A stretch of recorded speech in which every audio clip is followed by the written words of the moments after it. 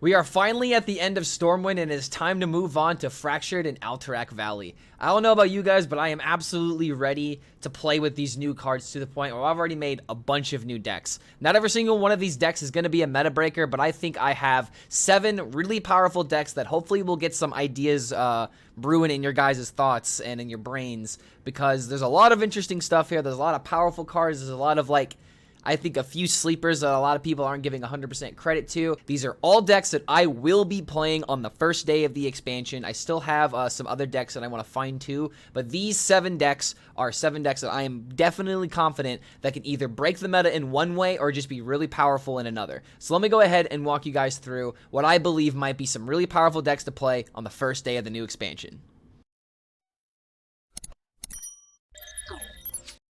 The first deck I'd like to look at today is Big Paladin, because there has been a lot of support that is coming out to really help Big Paladin with its main weaknesses. It hasn't had a lot of really good minions to pull from in the 7 to 10 mana pool, and also just it dies very, very quickly. So I've come up with a deck that hopefully will kind of help out with these weaknesses, because the Corel hero power and these insane 8 drops like Brass Wing and Templar Captain are just the main reason why I believe that this archetype could be very, very good. How exactly can we set up these combos though? We have Cavalry Horn in order to really help us with mid-game tempo, with removing minions and being able to cheat out the big minions, of course.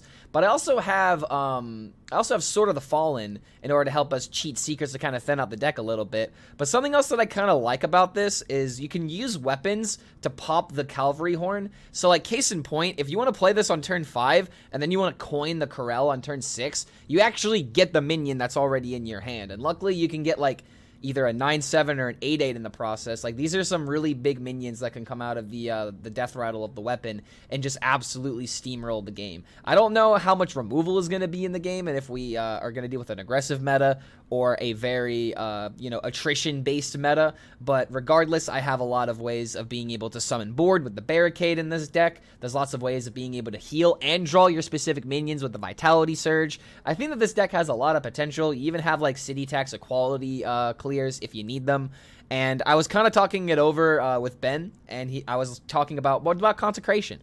Consecration might work pretty decently in this deck, but since you're also running Corel and you're running City Taxes, I really don't know if it's that consistent, because you're really only going to use it with Equality, but having Tune here might be good, might be bait, I'm not 100% sure. But one card I think is really interesting and adds a lot of high roll potential is the Vandar Stormpike. This was something that was kind of brought up in my Twitch chat, and I think that this might have a little bit of potential, because if you play this on turn 4 and then you top deck the Brass Wing or literally any of the minions, you get to play them immediately. So it's really bad if you draw this card, later in the game and you don't get any value off of it. But I don't think you ever have to worry about the Cavalry Horn ever pulling this card, because you can easily just play this and pop the Cavalry Horn, and hopefully you have a minion in hand if you're doing that. This might be a little bit of, a science experiment that needs to get done, but I think there's a lot of high rolls that are very possible in this deck. And one thing that might get a second copy of later is the Protect the Innocent, because there are ways of being able to kind of cheat out the second 5/5, but I really did not want to put a True Silver Champion in here. I think that might be a different deck, but I kind of like the idea of what this deck is trying to do, to where we have ways of being able to draw our cards, set up some defenses, and then even when we have like Cavalry Horn high rolls, the Hold the Bridge can really bring us back with lifesteal. So maybe this deck can survive long enough, kind of similar to Big Warrior, but time will tell to figure out just how good Big Paladin can actually be. The next deck is my pet deck, actually, because it's not only the deck that I qualified to the Masters Tour with, but there are plenty of beasts in this deck. And that's the entire point of the deck. It's Taunt Beast Druid with a little bit of an aggro spin, because obviously Arbor Up is insane. Why wouldn't we want to play this kind of strategy on day 1 and take advantage of the people that are trying to play combo? Like, if you want to be cheeky, I think that this deck might have, like, potential top-tier capabilities. But let's go ahead and talk through some of the differences, because there's not really that many changes to the list, but one of the biggest changes that I really want to point out, and what really inspired me to make this list, was Fangbound Druid. This being able to discount beasts in your hand is actually a pretty big deal, because you're always going to have a beast, and there are ways of high rolling with Oracle Valoon to where you can summon Double Panther. Obviously, we're used to the double Teacher's Pet, But there's even the new card that just came out, the Frost Saber Matriarch. And I think there's a lot of ways of being able to cheat this card very, very early, because not only do you have a lot of beasts that can get summoned, like, you know, through the squirrels and through the rest of your deck with, like, Pack Mule, but there's just a lot of ways of being able to cheat taunts, with the Razormane combo being doubled by the Oracle of Elune. If you double up the Fangbound Druid and set up for another turn, like, this can easily cost 0 mana, and then you just play it with Arbor up after your opponent clears. You also have composting combos, obviously, that can set you up with even more high roll potential. And I just think that this deck has, you know, an insane amount of massive boards that it can generate, as well as, like, a very basic combo that really made me want to try this deck out, is actually Oracle of Elune into the new 1-mana legendary. Like, depending on how much mana you spend, you know, it's arguable if it's even worth it, but just being able to double up whatever this minion summons is actually kind of funny, in my opinion. Maybe not in the perfect 30 list, but I just want to try out this card because it seems really cool. But the other card that I really think is insane in this deck is Iron Deep Trogg, for the main reason that if you play it against quest decks, absolutely crushes them, in my opinion. But if you combo it with Adorable Infestation, suddenly it's just a bunch of 2/4s that almost never die if they need to play spells. And you have other ways of being able to buff them if you draw a card, or if you get a buff out of Nature Studies. So I don't know. I think this deck has a lot of potential, and since I played a lot of Aggro Druid, I think this looks very solid. But the archetype may go back to more taunts and less beasts, depending on what people decide is good. But I think this is a good starting list to kind of figure out what might be the best form of Aggro Druid. This next deck is for all you free Shaman fanatics, because there's a lot of people that want this deck to be good, and I am kind of one of those people. I had one of my very first Trollden clips with Marabi, and it wasn't even in a Shaman deck. That's the funny thing about it. I actually made it work in Rogue very, very randomly. But Free Shaman has been an archetype that's been long overdue, and this is my take on it. I think if you add an elemental spin to it, it really works with, like, the Snowfall Guardian and the Fluffy Bear. This is what this card is called now. I'm not calling it by its original name ever. It's Fluffy Bear. Get over it.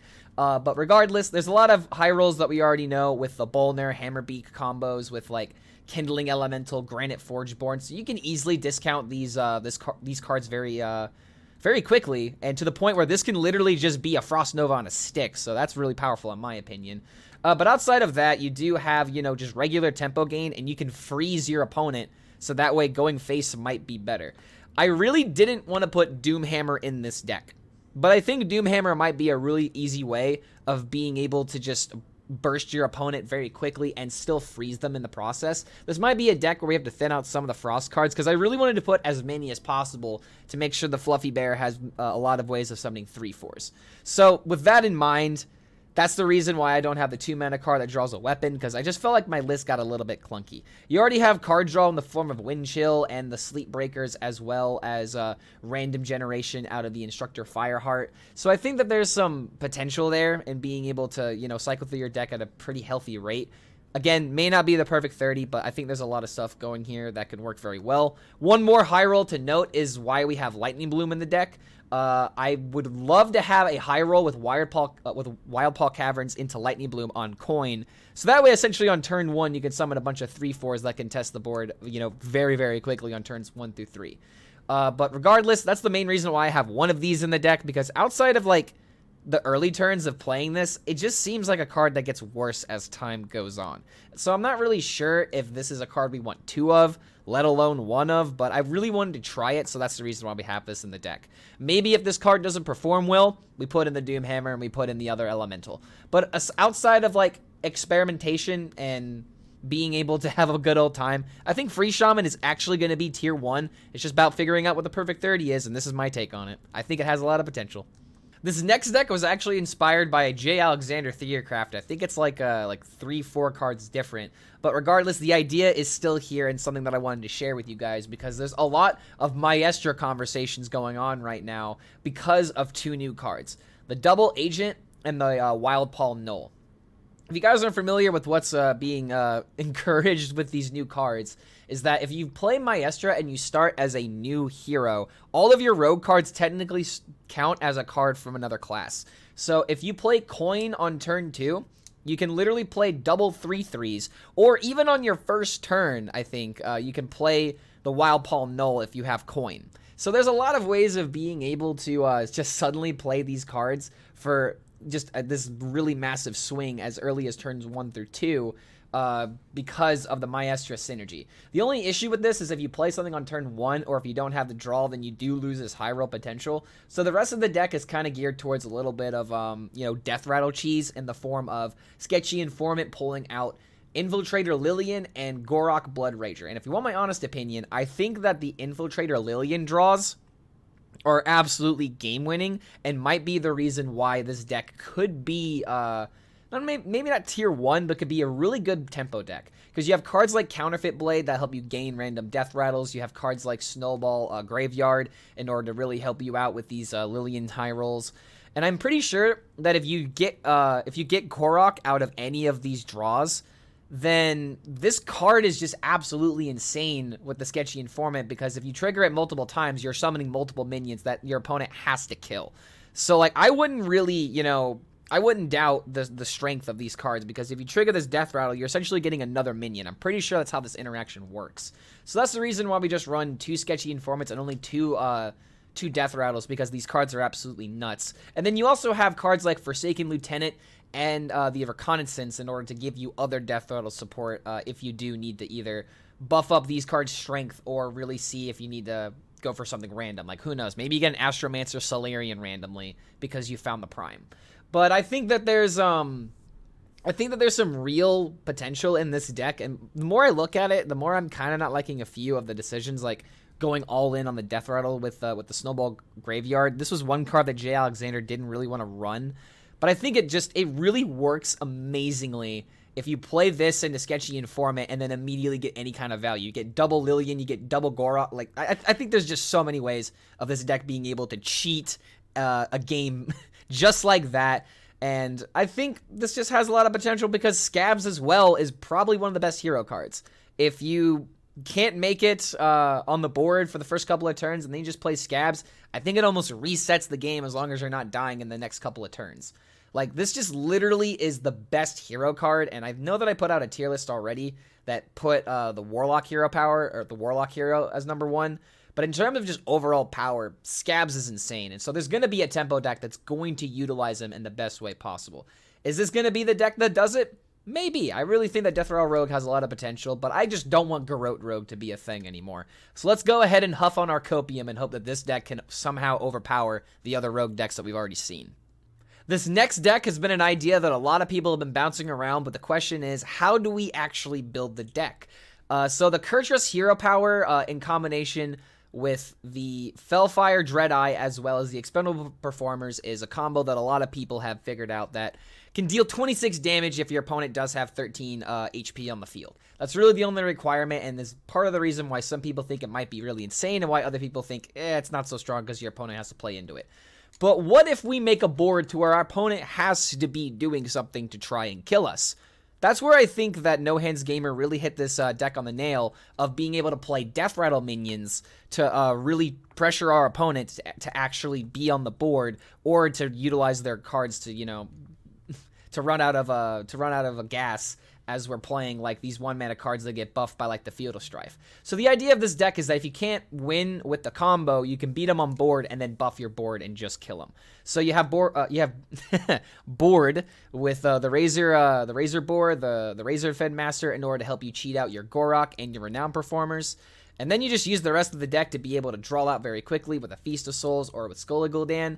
Your early game is really well covered by the Tusk Piercer, drawing out specific Death Rattle minions in combination with your Battle Worn Vanguard. Those are going to be 2 easy cards to keep your mulligan almost every single time.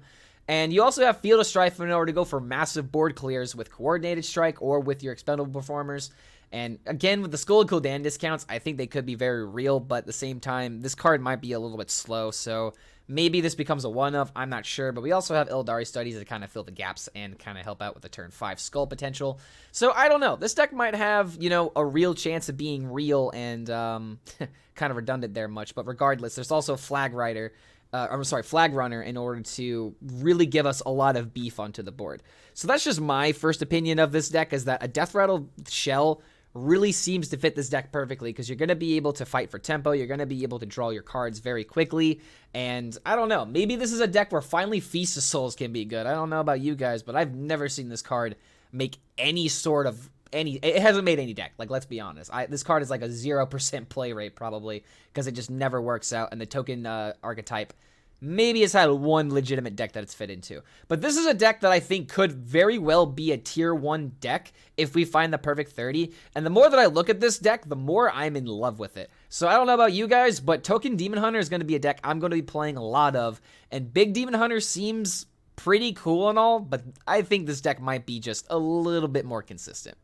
This next deck is the last aggro deck that I'm going to show you guys. But if you don't like Priest, then go ahead and just skip to the next one, because if I'm not going to sell you on this Priest deck, I don't think there's any Priest deck you're going to be able to enjoy.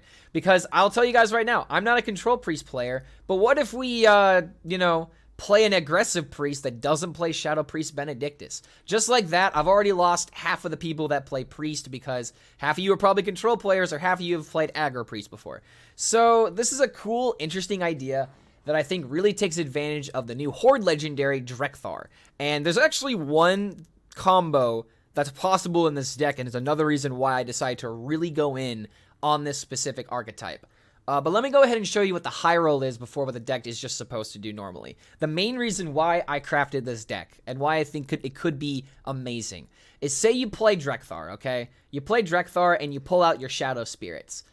If you notice something, there's an Amulet of the Undying in the deck, but there's only one Deathrattle in the deck. It's the Shadowed Spirit. And we also have Zorella, so just work with me here for a second.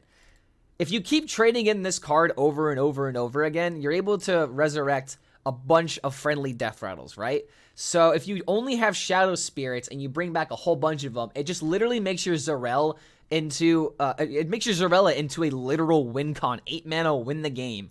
Take that, Purified Shard. We already don't play you, but this card is just going to put this that quest in the dirt even more. But I'm kind of going off topic. The whole reason why I think Amulet of the Undying is going to be insane is because you can tutor it with Twilight Deceptor and Thrive in the Shadows. The only shadow cards are your Raised Dead, your Twilight Deceptors, and your Amulet. Your Thrive in the Shadows and your Amulet of the Undying. So you hopefully should be able to get these cards very consistently. You draw them over and over again. You keep putting them back into the deck and having 1-drops to kind of help you fill out the curve. And I don't know if this is the 100% the best list to try this idea out in, but I just think that it's really insane that Thrive the Shadows can very consistently hit your Amulet of the Undying or other cards that you need to help keep yourself on the board, such as Powered Feast, the Raised Dead, like I said earlier, and even a Rally. Rally might even be really good in this deck, too, because you bring back 3-drops and 2-drops that are very impactful. And then you also have the High Roll of the Horde card, like I mentioned earlier. So there's a lot going in this deck. You have the Injured Blade Masters, the Dragon Maw Overseers to help you with board, even Copycat to give you some cards from your opponent. So I don't know. I think this might be a pretty decent deck. And you also have the Iron Deep Trog in order to go for the 1-2 mana curve, just like Aggro Priest wants to do. So this deck has a few different directions that it can take. Maybe it can be an aggressive deck that can last into the late stages of the game. That was kind of my idea, is that you have the aggro strategy, but if that doesn't work, you have the combo. Seems like a pretty decent idea. Maybe not the best Priest deck if Aggro Priest can't survive in this meta, but I thought that the Drek'Thar synergy with Shadow Spirit and with the Amulet of Dying combo that I just told you about, I thought it was too cool to pass up, so I had to share it with you guys. This next deck is an archetype that a lot of people are divided on, but it's something that I think everybody wants to be good, because Big Spell Mage got so much support in this expansion that if it's not at least tier 2, I'm going to be a little bit disappointed and a little bit sad. But there's a lot of different ways of being able to approach this deck, so let me go ahead and show you guys my thought process when I first saw these cards. I had a little bit of help from my Twitch chat over at twitch.tv/ClarkHellScream, so if you guys ever want to help me with potential theory crafts or just have some fun in general and increase your win rate, feel free to stop on by the stream. But with the help of my Twitch chat, we kind of thought of just playing a lot of early minions to help us out with tempo, so that way we have like a 1-2-3 curve, and as long as we hit the Arcane Brilliance or these high rolls, then waiting a couple turns to have these amazing high impact turns, I think, can be the real strength of Big Mage, because a lot of people are gonna feel a little bit weird playing into this deck because there's a lot of randomness that can pop out of it, obviously with the new Rune of the Archmage card. But aside from that, let me go ahead and walk you through some of these decisions because I think they make a lot of sense. The Ibis is just a card that I feel like every single deck is going to run, so it just makes sense to run that. But Shivering Sorceress, just seems like a card that helps us high roll these other spells if we can get a card out a turn sooner. Just seems really good, and obviously just having a 1-drop is really powerful. Amplified Fury helps you slow down your opponent. You have AoE, you have even more freeze, and you have Discover. So the early turns can really be cemented very well if you do have that amazing curve. Curve Stone is always going to be relevant. But the whole point is just to make it to the Arcane Brilliance. So that way you have these amazing high roll turns with your Belinda, with your Clumsy Courier. You guys already are familiar with how this deck is trying to beat our opponent. But I think that the big strength of this deck is going to be these little minions that really help juice these turns to where we're not just dying and we need like the Hail Mary of comebacks in order to win the game. We have ways of gaining armor with the Deep Sea Invoker. We have ways of freezing the board with Varden Darn Grasp. We have the high roll potential with the Belinda and the Clumsy Courier. It just really depends on what the spell package is. We have the Mask of Cthulhu as a shadow spell, the Mass Polymorph as an arcane, and the Deep Freeze as a frost spell to really juice up the Dawn Grasp hero card. The rest of the deck can maybe find some good support out of the Scorpid, but this might be the reason why we have to cut this card, is because what if I get a Frost card that clashes with the Freeze, or what if I get an Arcane card that clashes with the Mass Polymorph? So there might be a few dyssynergies that happen with a lot of day one decks, but this was still just an idea that I thought was really, really cool, and maybe we can make use of some of these other Mage cards that really haven't gotten played recently, because let's be honest, Mage minions have been about as useless as Hunter Deathrattle cards, and don't tell the Hunter mains I told you that. But regardless, I think there's a variant of this deck that is going to be tier 1, tier 2. With all the cards they got, let's hope it's at least a little bit good. This next deck is what I believe will be the best deck in the game. 100%. Warlock always finds a way to break Hearthstone unless it's absolutely unplayable. It either breaks the game or it's trash. So I'm going to say right now, this deck seems way too good in order to call it trash. You guys might be familiar with Fino's high roll that he had during the theory crafting streams, but one thing to note is that his deck had to run 10 cards to the new expansion. And that's definitely going to limit what you can do with this deck, but I do not think that this deck has any limits whatsoever, and I'm not saying that lightly. There's AoE in this deck, there's healing, there's massive amounts of card draw, and most importantly, there's mana discounts. The Ruined Mithril Rod is going to break this deck 100% to the point where one of these cards is going to get nerfed. Is it going to be Ruined Mithril Rod? Is it going to be the Tamsin's Phylactery? Is it going to be Tamsin herself? Is it going to be the hero card? Who knows? There's a lot of synergies to walk through this deck, so let me just go ahead and just break it down very simply. You want to draw, and you want to heal, and you want to remove. Very simply to how, standard quest lock is currently winning right now with the Tamsin Overdraw Fatigue OTK.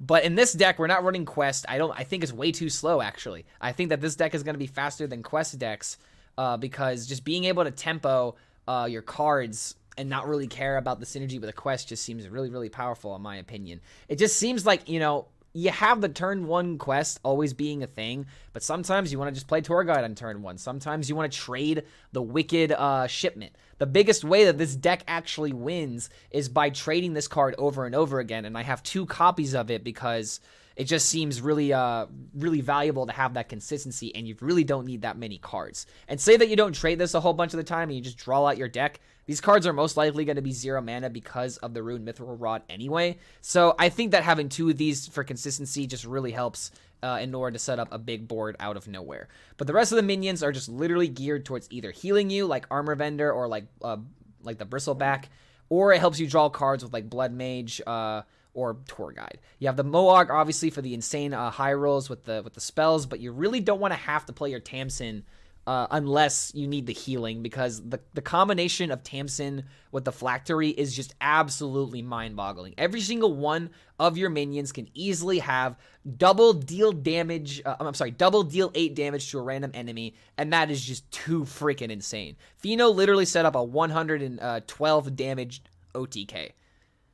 Didn't all go face, but with that much damage, it's all gonna get the 30 damage at some point. I don't know, dude. Like, I just think that this archetype is just way too insane, and the synergies of this deck look absolutely mind-boggling. I don't think there's a card I change from this. I think this is just like one of the perfect 30 cards. I don't think I like the idea of running Raised Dead because we don't have the synergy with the quest. This deck is just all about get the good mulligan, keep using your hero power, heal when you need to, and then combo when it's time to win the game. Tamsin is probably going to be one of the best hero cards, so it just makes sense to put it in the deck, and it also draws 3 cards, so why not? But just, I don't know, dude. This just seems like the best deck in the game, and I mean, feel free to disagree with me in the comments, but like, I just really believe that OwlTK Warlock is going to rule Hearthstone for yet another expansion, and this is going to be the way that's going to be done. Who needs quests when you can just rely on a good old-fashioned humongous owl? But those are the 8 decks that I believe will be extremely powerful on the first day of Alterac Valley. There's a lot of control decks that have a lot of potential, like Control Warrior and Resurrect Control Priest, but I am not nearly good enough of a deck builder with control decks in order to really make those strategies. But those are some other like honorable mentions that I want to warn you guys about, because some of these cards for Priest and Warrior do look really powerful, but the rest of the ideas are just right here in front of you. I had a lot of ideas that are also generated on my Discord, so feel free to check out that link for even more deck codes, and all the deck codes are actually down below in the description, so if you're interested in any one of these decks, feel free to take the deck code. That's why it's there for you guys, because I want you guys to, have a little bit of help with your theory crafting if you're trying to decide, maybe I want to craft this, maybe I don't want to craft this. So hopefully I guided you guys at least towards one path or another. If you guys enjoy this kind of content, feel free to like this video and subscribe to the YouTube channel, and feel free to let me know what you guys are excited about in Alterac Valley, because we're going to be testing a lot of different archetypes over at my Twitch stream. So feel free to check out twitch.tv/ClarkHELLSCREAM if you're ever interested in checking out some more Hearthstone content. Hopefully I inspired a few theory crafts for you guys to play on day 1, and we'll see you on the battlefield. And remember to vote for the Horde.